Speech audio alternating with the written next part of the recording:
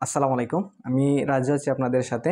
যারা এই বছর নতুন একাদশ শ্রেণীতে ভর্তি হয়েছো তাদের জন্য নতুন একটা সাবজেক্ট সেটা হলো গিয়ে আইসিটি বই, এবং কি আইসিটি বইয়ের মধ্যে হয়তো তোমরা এসএসসি লেভেলের সেই আঙ্গিকে কোনো ধরনের ম্যাথ বা কোনো ধরনের এইচটিএমএল বা প্রোগ্রামগুলো করো নাই, বিদায় এই সাবজেক্টটা তোমাদের জন্য একটু হলেও একটু নতুন লাগবে এবং কি একটু হার্ড টপিকস মনে হবে। তবে আশা করি যারা রেগুলার ক্লাস করবে এবং কি আপনার যেই শিক্ষকই আছেন এখানে ওনার ক্লাসগুলো যদি রেগুলার আপনি করেন এবং ওনার সান্নিধ্যে যান সবসময়, তাহলে আশা করি তোমার যে সমস্যাগুলো আছে সেগুলো তুমি সমাধান করতে পারবে। তারই আঙ্গিকে আমি আজকে ছোট্ট একটা টপিক্স নিয়ে আলোচনা করব, যেটা আসলে সংখ্যা পদ্ধতির প্রথম যে টপিক্সগুলো, এবং কি আমরা জানি সংখ্যা পদ্ধতি থেকে 10 মার্ক প্রতি বছরই এইচএসসি পরীক্ষা এসে থাকে। তাই সংখ্যা পদ্ধতির কীভাবে, যদিও সংখ্যা পদ্ধতি আমরা জানি বলতে সেটা পজিশনাল নন পজিশনাল দুইটা অংশে ভাগ করা হয়েছে, কিন্তু পজিশনাল সংখ্যা পদ্ধতি যেগুলো আইসিটি বই বর্তমান এনসিটি বুকের সেটা নিয়ে আলোচনা করছে, সেটা সাধারণত ডেসিমিল, বাইনারি, অক্টাল এবং কি হেক্সাডেসিমিল। তবে নতুন অনেক সময় মডেলও আসে 5 ভিত্তিক, 6 ভিত্তিক বা 9 ভিত্তিক সংখ্যা পদ্ধতি। তবে যেগুলো সচরাচর বইগুলোর মধ্যে আছে সেগুলো নিয়ে আমি একটু আলোচনা করবো আজ। এদিকে ডেসিমিল থেকে তুমি কিভাবে বাইনারি, অক্টাল বা হেক্সাডেসিমিলে পরিবর্তন করবে সংখ্যাটাকে, সেটার সহজ একটা মাধ্যম হলো ছোট্ট একটা সূত্র মনে রাখতে হয় আমাদের। এই সূত্রটা হলো যে সেই বাহ্য বলতে সবসময় ডেসিমিল সংখ্যাটা হবে, এবং কি বাজক সবসময় বেস হবে। বেস বলতে ভিত্তিটা হবে। ভিত্তি কি? যেমন ডেসিমিল বলতে 10 ভিত্তিক সংখ্যা পদ্ধতি, এজন্য ডেসিমিলের ভিত্তিটা হলো গিয়া 10। বাইন বলতেই জানি আমরা 2, তাহলে বাইন যেহেতু 2 জানি, তার বাইনারি বলতে তার সংখ্যা পদ্ধতি বলতে মৌলিক অঙ্ক দুইটা, 0 আর 1, এজন্য বাইনারির বেস বা ভিত্তিটা হলো 2। এবং কি অক্টাল মানে 8, এবং কি তার বেসটাই 8 বা ভিত্তি, মৌলিক অঙ্ক হলো গিয়ে 8টা, 0 থেকে 7 পর্যন্ত। ওদিকে হেক্সাডেসিমাল সংখ্যা পদ্ধতি, হেক্সা মানে 6 যেহেতু জানি, আর ডেসি মানে 10, তার মানে হেক্সাডেসিমাল হলো গিয়া মৌলিক অঙ্ক টোটাল হলো গিয়া 16টা, 0 থেকে 9, এবং কি ABCDEF। তার মানে ডেসিমিলের ভিত্তি তুমি জানো 10, এবং কি বাইনারির ভিত্তি জানো 2, এবং অক্টালোর ভিত্তি 8, এবং হেক্সাডেসিমালের ভিত্তি 16। তার মানে তোমাকে অবশ্যই সেই বেসটা মনে রাখতে হবে। যদি আমরা সেটা বাইনারিতে নেওয়ার চেষ্টা করি তাহলে অবশ্যই এই বেসটা 2 দ্বারা ভাগ করতে হবে। সেটা যদি অক্টালে নিতে চাই আমরা তাহলে অবশ্যই তার ভিত্তি 8 থাকবে, এবং যদি আমরা সেটা হেক্সাডেসিমাল নিতে চাই তাহলে অবশ্যই এর ভিত্তিটা 16 থাকবে, এবং কি বাহ্য বলতে সবসময় ডেসিমিল থাকবে, এবং কি এই জায়গার মধ্যে ভাগফল এবং কি একটা হাইপেন দিয়ে ভাগশেষটা বসাবো আমরা, ভাগশেষ। আশা করি ও সূত্রটা একবার যদি কোনো স্টুডেন্ট দেখে তাহলে সে ডেসিমিল থেকে বাইনারি, অথবা ডেসিমিল থেকে অক্টাল, অথবা ডেসিমিল থেকে হেক্সাডেসিমাল সংখ্যায় যেতে তার কোনো ধরনের অপারগতা বা তার কোনো ধরনের সমস্যা হবে না।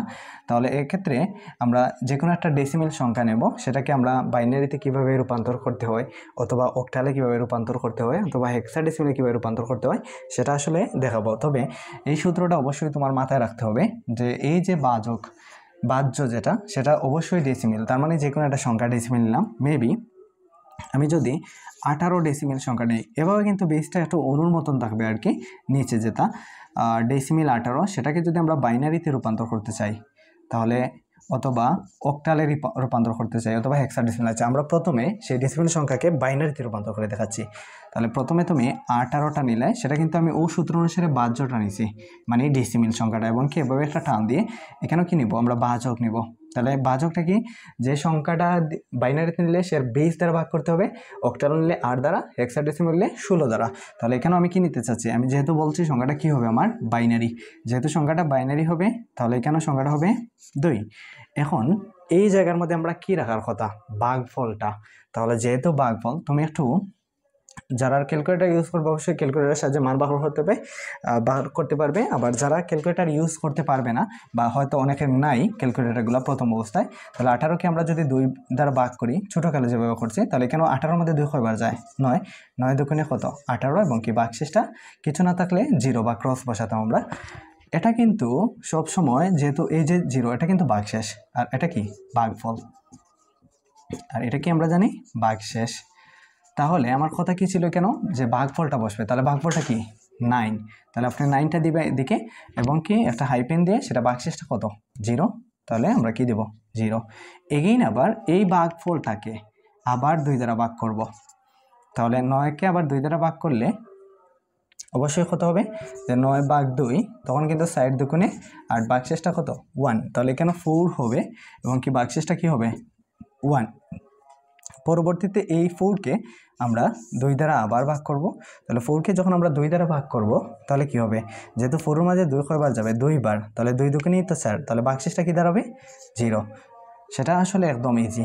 এবং কি আবার এই 2কে আমরা 2 দ্বারা ভাগ করব। আমরা যদি 2কে 2 দ্বারা ভাগ করি তাহলে 2 একে 2, তাহলে ভাগশেষটা কি 0, তাহলে ভাগফলটা কত 1 দাঁড়াবে এবং ভাগশেষটা 0 দাঁড়াবে। এখন আসি এই 1কে আমরা নতুন আবার বাইনারি 2 দ্বারা ভাগ করব, কিন্তু 1-এর মধ্যে কিন্তু 2 যায় না, যখন যাবে না তখন এটা 0 হবে এবং কি এই 1টা যেহেতু অবশিষ্ট রয়েছে এজন্য এটা কি বসবে 1। যদি কোনো স্টুডেন্ট বোঝে না তখন আমরা ওভাবে কিন্তু কী করতাম, যখন যায় না তখন 0 দিতাম, প্রয়োজনে এখানেও কিছু অ্যাড করতাম 0.something দেওয়ার জন্য, তাহলে 2 0 0, ভাগশেষটা 1, ওভাবে কিন্তু হবে 0। যখন আমরা এই 0টা আসবে তখন কিন্তু আমার অঙ্কটা শেষ, স্টপ করতে হবে।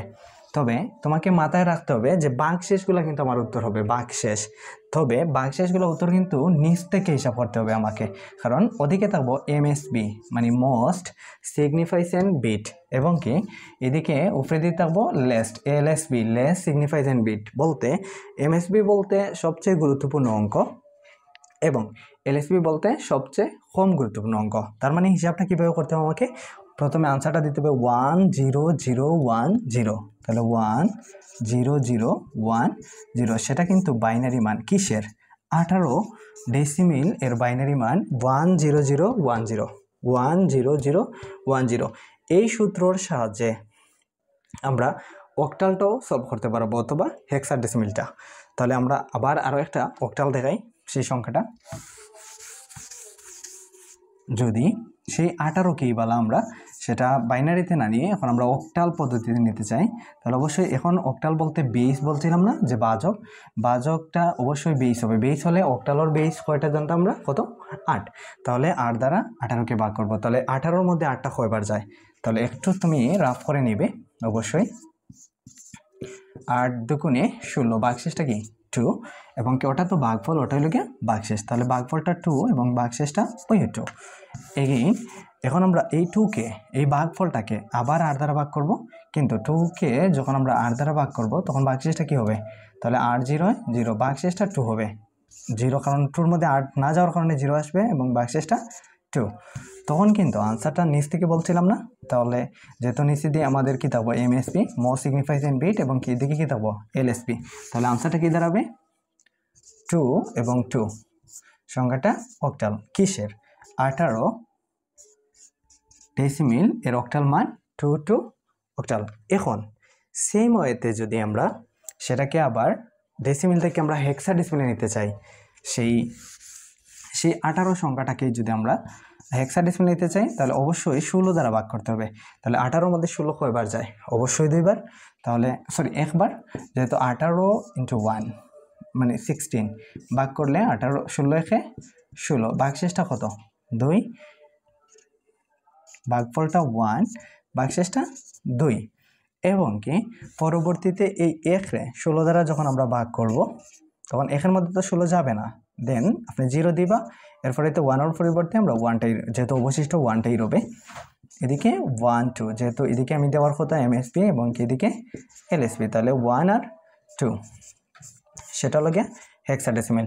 তাহলে এই সূত্রর সাহায্যে এবং কি এভাবে একবারে সহজ ওয়েতে তুমি যদি একটু মাথাটা ঠান্ডা রেখে অঙ্কটা সলভ করো তাহলে অবশ্যই তুমি যে কোনো ডেসিমিল সংখ্যা থেকে বাইনারি তার বেসটা 2 জানতাম, অথবা অক্টাল যার বেস জানতাম 8, এবং কি হেক্সাডেসিমিল যার বেসটা জানতাম 16, এভাবে কিন্তু যে কোনো ডেসিমিল সংখ্যা থেকে বাইনারিতে অথবা অক্টালে অথবা হেক্সাডেসিমিলে তুমি রূপান্তর করতে পারবে। এত সময় আমাদের সাথে থাকার জন্য ধন্যবাদ।